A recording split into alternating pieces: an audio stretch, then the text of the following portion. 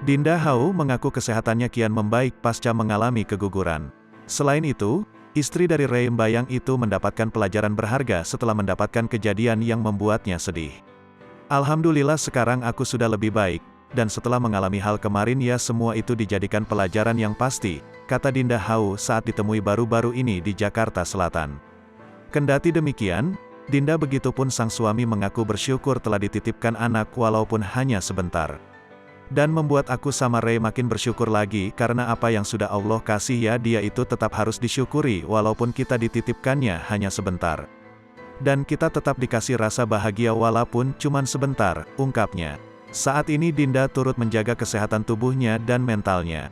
Jadi lebih waspada juga ke depannya untuk menjaga makan makanan sehat juga pastinya.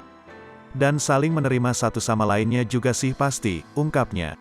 Tidak hanya Dinda yang peduli akan kesehatan, Ray Mbayang turut memberikan dukungan kepada istri tercintanya itu.